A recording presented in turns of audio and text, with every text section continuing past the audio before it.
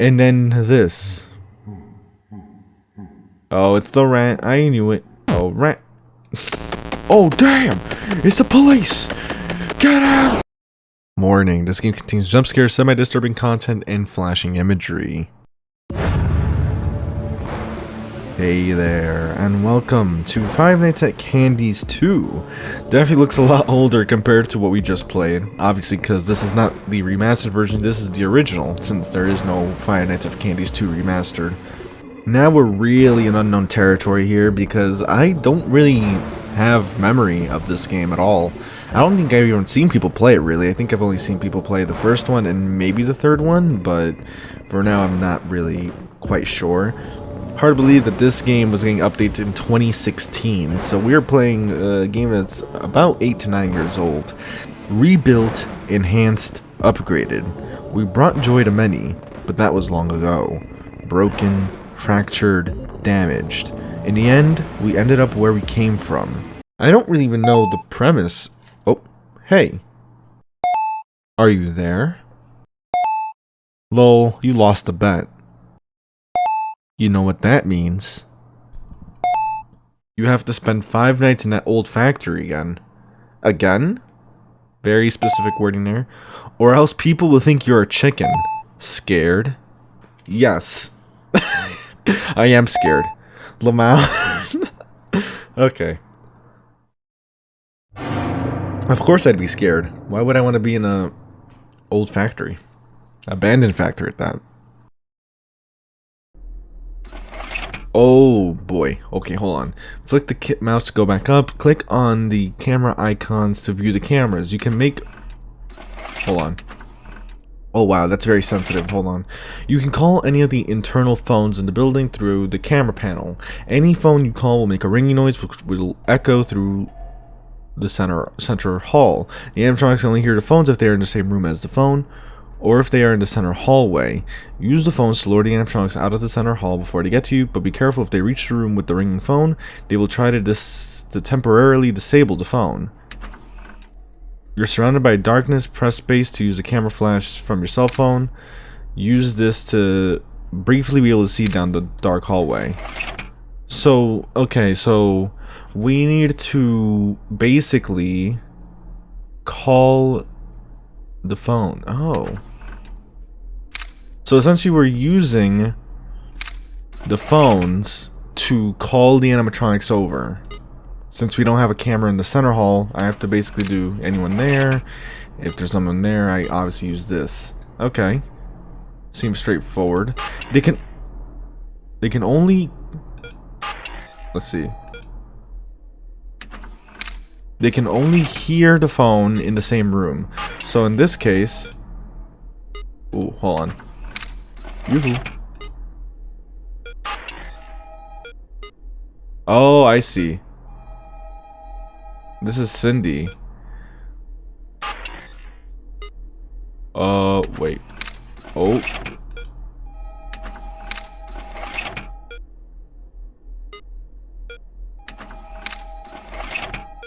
Hold on. I'm trying to figure out how the luring stuff works. I think I get the general idea of how to lure them. Maybe? It's a bit confusing. Hey, the phone's ringing. Nope. Come on, go to the phone. It's weird because they say they only listen to they only hear the phone if it's in the same room. But I don't think that's necessarily correct because you can see it's following them out of the room, right? So now, wait. How'd you get out? What? There's no way you could have gotten out. Hey, the phone's ringing. You should get going. The fact that it just like in every camera. Hold on. It's okay. It's back. Let me see. Can I lure with camera 14? Also, I can see the phones everywhere.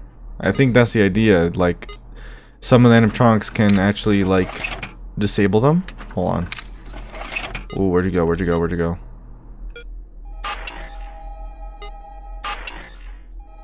There we go. I mean, the fact that it's constantly looking at the camera is a bit unsettling. It's not like we're just wandering around. It's like constantly aware of us.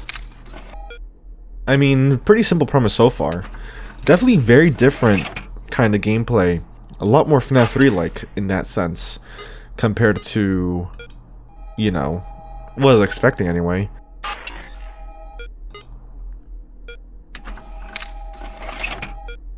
Wait, where? Oh. The fact that you have like unlimited camera flashes is kind of interesting. It seems like we don't have any sort of power management to deal with here. We're only worrying about one thing, the phones. Which again, a bit weird, I guess. I guess it's not what I was expecting. I don't know. Oh, hold on. We gotta keep luring Cindy out of here.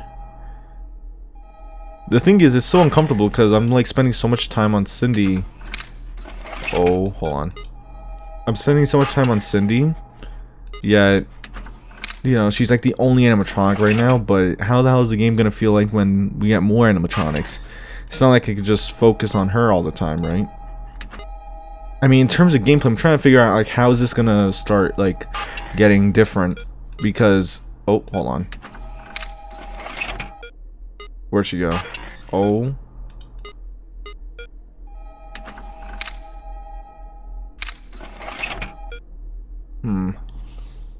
Oh no, I'm curious. I really am curious. I guess I just wasn't compared to the again. It's just like thinking about the first game is like this game feels very different already, and I definitely like I don't have any memory really of this game. Oh wait, hold on. I got a call here. Wait, where the hell? Oh Jesus Christ! It's 6 a.m. I was worried for a second. I didn't know where she went. Alright, what do we have here? Oh.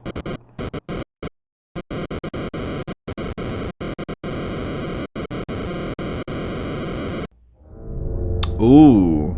We're Chester. Let's see here. Locked door. You got a pathway down here and up here. Let's see, what's in this room? So, we have Cindy and Candy. V2s are approved, but it hasn't been approved for us yet, maybe? Like, we aren't ready. That's interesting, a little bit. Music's kind of very... doom and gloom. I'm trying to see if I can recognize the layout. If this might be the layout from the first game. Ooh, it is. You have the fan, the computer on the left side. This is the left hallway, right? Which leads to that little corner. And then up ahead, you have the arcade room. And then up ahead here, look. This is the room where Rat's hiding. Where Rat's not hiding in, but Rat's like stuck in. There's a lock on the door, and we have to unlock it, it seems. Up here, it leads to Chester Stage. So this is the first establishment, essentially. Alright, let's go grab this key. And now we gotta go open it. And we have the calendar 1989, so this is 2 years after the events of Five Nights at Candy's 1. At this point, the door to that closet is now locked, so Rat shouldn't be getting out. But here, we're unlocking it. Okay. Let's continue with the second. Can I actually change this, by the way? Yeah, never mind. Let's continue. Night 2. Do we have any... Ooh, one of the animatronics will attempt to climb into the vent systems to get you. If your noise is coming from the vents, find the camera the animatronic is on and call the phone in the room to scare it away. Oh. Wait, so... there's vents in every room. Oh, boy. Oh, that's not what I meant to do. Come on. Wait. Oh. Okay, so at least I understand how that's gonna work. Basically, Chester's gonna keep banging on the vents. Right now, I pretty much don't have to ring the phone, really, as long as she's here. You know what I mean? Oh, wait, hold on. Can I get her to move? Ooh, hold on. Let me call the phone here. So you can already see the issue here, right? You don't want to... You want to deal with Chester as quickly as possible. Because obviously you need to reserve the phone for Cindy as much as you can, especially if she's in that center hallway. Sometimes also Cindy ignores the phone and she'll just keep moving. Camera 14? Yeah. So yeah, Cindy will just move around the entire building and then she'll eventually choose to go into the main hallway. Oh. Yeah, like that. Also, you see in the back here, we have like a different character here. I don't know. Oh, hold on. Go out. The fact that Chester can go away so quickly is pretty good. At the very least, I don't have to deal with her, or him, I guess. I don't have to deal with him, like, very often. Oh, they're still on the loose. There you go. But yeah, you don't even have to look out into the, you know, hallway that much right now, because again, Cindy, you can kind of tell where she is depending on her actions, right? Because she only has like 2 options, right? Or 3, I guess. So, camera 12, camera 14, no, which means she is in the center hallway. Let's call her. Bingo. See? Easy. You don't even have to, like, verify with your eyes, right? You don't have to do this again. Not yet, anyway. I'm sure they're going to add a character that's going to kind of change all that. The only thing is, you have to be careful. You don't want to keep the phone ringing too much, because obviously she'll try to disable it otherwise. So easy to deal with Chester. Just like, quick call, done. The moment the ringing starts, it's pretty much over. I'm trying to, like, take a look at this. It looks like a Candy character, right? I mean, the more I look at it, like, that looks like the face looks a lot like Candy or Cindy. 6 AM again. So far, so good. So now, we're Penguin. Oh. And that's a piece of Chester. 1 out of 3. Does that mean we're going to be dealing with Penguin next? Because obviously first minigame had Chester, then Chester got introduced, and now Penguin's here. Also, you see the front entrance is kind of cordoned off now. That's also a different detail. Maybe I have to take this to the stage. Or maybe the table? Maybe the box? Oh, wait. It's gone now. I guess we do take it to the table. Or the box. Yep, and, well, there's Chester's head. I guess the question is, why are we doing all this? Also, I was talking, you know, in the previous videos on Five Nights at Candy's, where I was talking about, like, whether Five Nights at Candy's 4 was still in development, and I forget, part of the reason why there isn't, like, a lot of news on it is mainly because the developer of Five Nights at Candy's 4, Emil Mako, right, they're also a developer for Pop Goes Evergreen, so they've got a lot on their plate, understandably so that also would explain it. You just got a lot on their hands, really. Alright, we got the last piece, I'm guessing. Done. So what, we unlock first Chester, you know, frees the rat, then the penguin comes in and pretty much picks up all the remains of Chester, suggesting that the rat destroyed him. Why exactly is a, you know, important question. No tutorial this time, so maybe no characters are getting introduced, it's just getting more difficult. Or maybe there's just more characters. That could honestly be it. Oh, whoa, whoa. Oh, what the hell? Oh. Huh? Whoa, whoa, whoa, whoa, whoa. Nope, that did not mean to do that. Oh.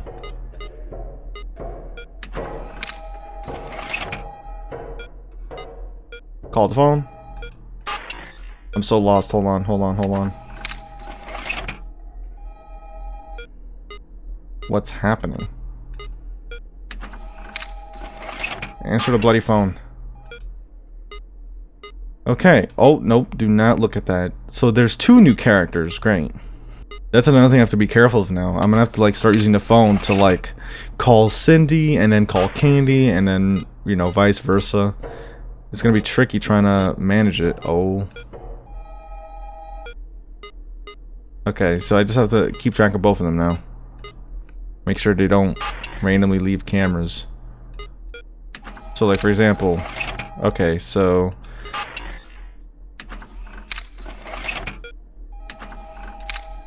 Go away. Oh, Lord. Yeah, I'm really gonna have to do some more work in trying to like find them. Again, as long as I look at the center room, I'll know if they're there. Oh. Oh, you bum. I was just trying to call Cindy, not Candy. I mean Candy, not Cindy. God damn it. Wrong recipient. That's also another thing that's gonna make this tricky. You have to, like, what if I want to call someone that's out in the center and I end up luring someone else?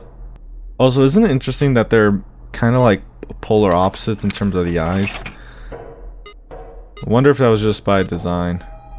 I think in general the phone calls aren't even luring them from like room to room. It might just be used in luring them out of the center hallway.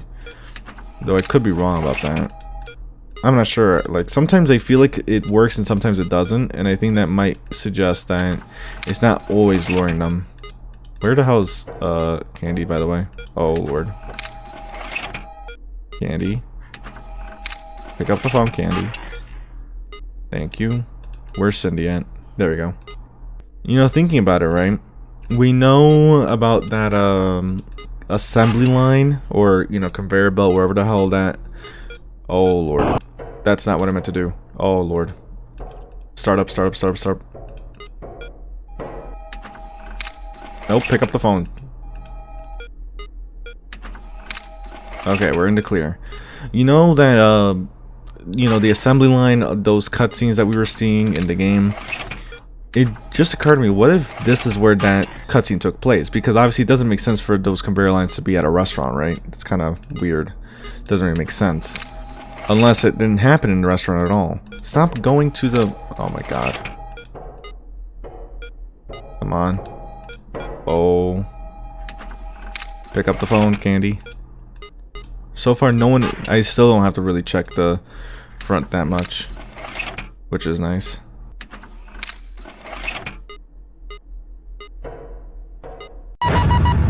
Alright, that's night 3 done.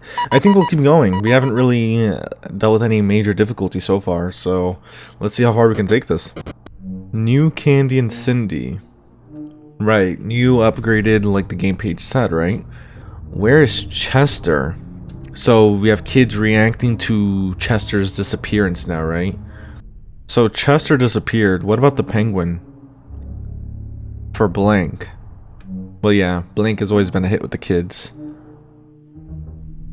Oh, the year's different now, 1991. So 2 years after, it's been 2 years after Chester's disappearance. Oddly enough, they still haven't replaced him. Our band. Oh yeah, I guess someone imagining a band with Cindy and Candy. Oh. Okay. Damn, I was gonna see if the room was still locked, but I didn't think to check. Let's keep going. We could honestly knock out the entire game if we stay at this pace. Okay, so still the same mechanics. It just might be if they did add someone, it's just gonna be more harder, I guess. I think honestly, considering that the Penguin was responsible for messing around with the doors, I think Penguin is probably the one that's messing around with the camera system. If you just stare at them too long. Though I guess the character didn't get added in this night because there's literally no one here. Also, another detail, Candy and Cindy can't be in the same camera, so obviously there are cases where you'll see them move pretty much together. Like Cindy or Candy will literally take Cindy's spot as Cindy moves on to another camera. Oh Lord, that's not what I meant to do. Oh, this is where it all messes up. Shoot.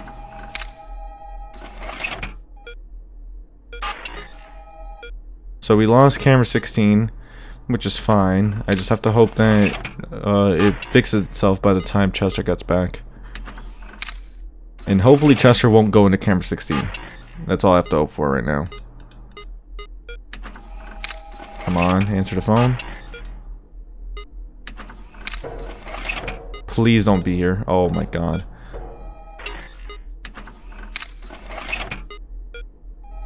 Oh, come on, Candy. Go away, Chester. I take way too much time reacting to that weird head thing, Penguin. Like, takes me way too long to, like, realize, like, oh, that's Penguin. I should probably get off camera now. Like that. Like, that is Penguin, actually. I looked, now that I saw the face again, that's definitely Penguin.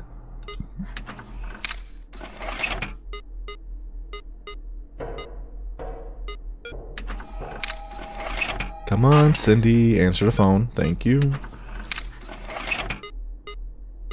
Get out of here, Penguin. $6 a.m. again. Yeah, gameplay-wise, this game is a lot simpler and definitely easier compared to the first game. Oh, so now I'm Cindy. And by the looks of it, this is before their deteriorated state, right? Actually, now I think about it, that actually could explain... Actually, no, Blank's still there. That's interesting.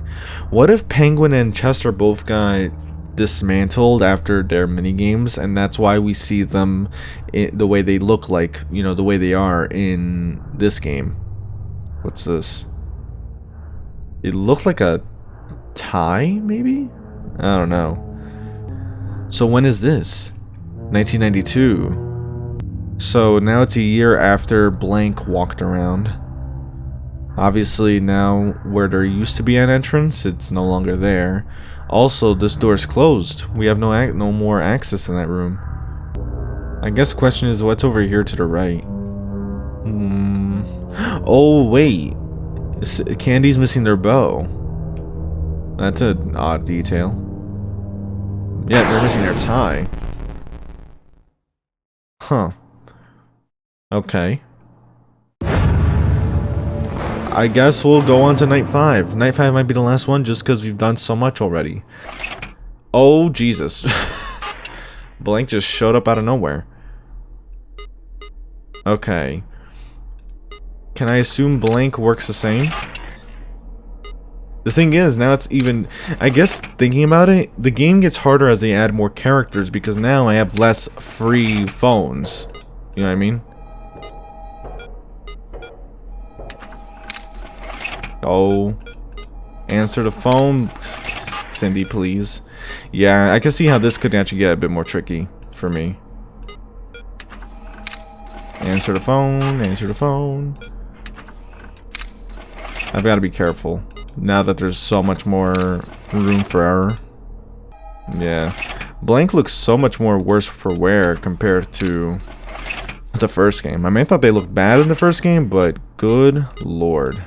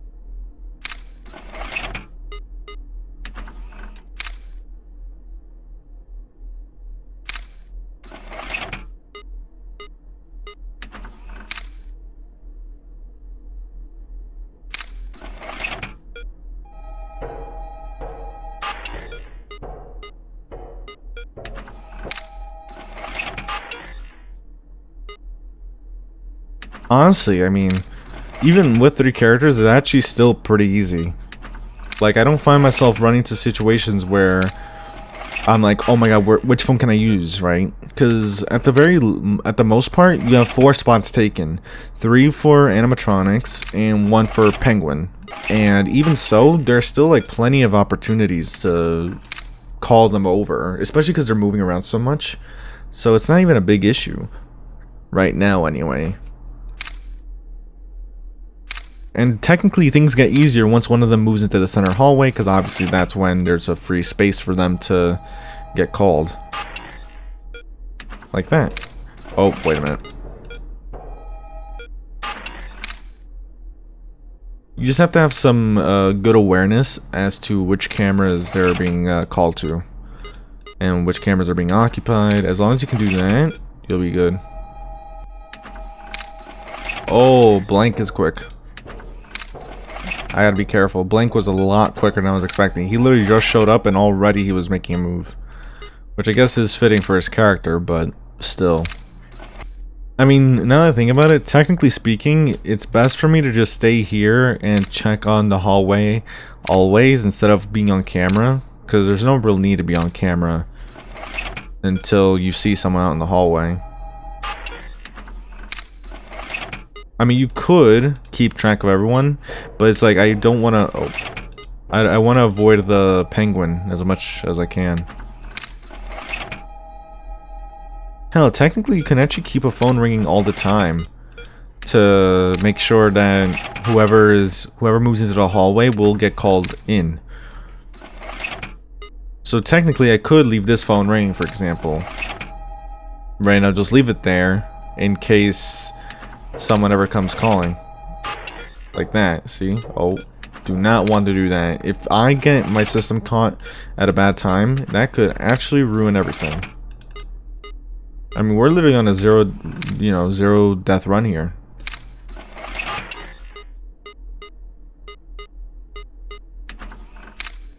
Oh lord.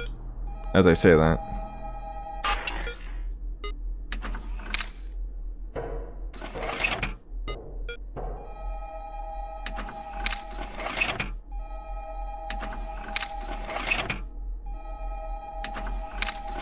Oh, Cindy, the phone is ringing. Thank you. See? Literally, perfect way to catch them. That way, like, you don't get caught off guard in a way. You can have the phone ready, essentially. I mean, it can get a bit distracting, having the bloody phone ring all the time, but... honestly, given the alternative, I think it's worth it. That's the only problem. Like, if you see Cindy, like, do something like that, for example. Or Candy. I'm mixing up their names only because Candy got... oh my god, Candy. I'm only mixing up their names because Cindy literally showed up first. Oh, that's not good. That's not good. That's not good. That's not good. That's a horrible... shoot. Oh, that's horrendous. I lost the camera. Oh, Jesus. That's... that jolted me a little bit. Biggest jump scare of the game! Okay. So, we got through night 5. Again, that was surprisingly quick. Let's see what we have now. So obviously now we're Candy. Search. The music's a lot more flamboyant? See, I have to wonder that there's a reason for this sad music. Right, this ominous doom and gloom. Blank is still here, as we've mentioned. Where'd Cindy go? I almost said the wrong thing again. That's the question. Where did Cindy go? Oh. Police? 1993. A night guard died here.